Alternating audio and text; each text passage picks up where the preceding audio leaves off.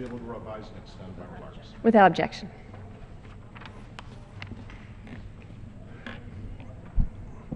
Madam Speaker, I rise today to honor Martyl Langsdorf, who created the image of the now iconic Doomsday clock for the June 1947 cover of the Bulletin of the Atomic Scientists.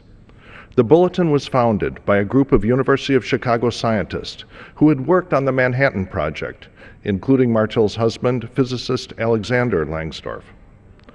Martyl's clock remains a singular reminder of the risks that we face from nuclear weapons and the effects of climate change.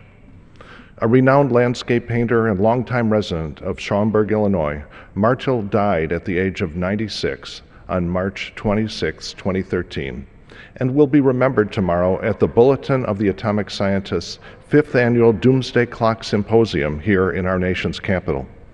Fittingly titled, quote, Communicating Catastrophe, unquote, the symposium will reflect Martyl's sensitivity to the urgency of existential threats and her brilliance in using art and design, quote, to move past the numbness and create new ways of feeling, just as we tap science for new ways of knowing, in the words of Bulletin Executive Director Cannette Benedict.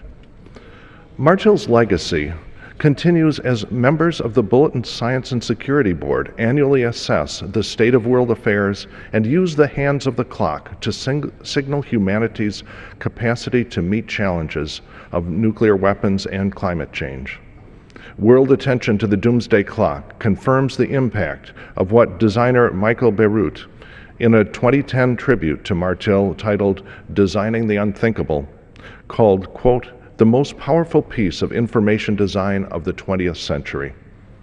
Madam Speaker, I ask my colleagues to join me in honoring the late Martyl Langsdorf for raising the world's awareness about grave threats, and also the Bulletin of Atomic Scientists for providing information and rational analysis that points to a safer world.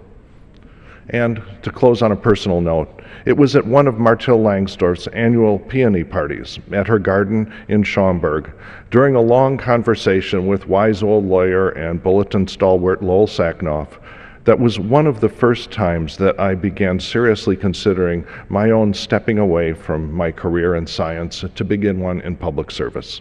I yield back the balance of my time. Gentleman yields back.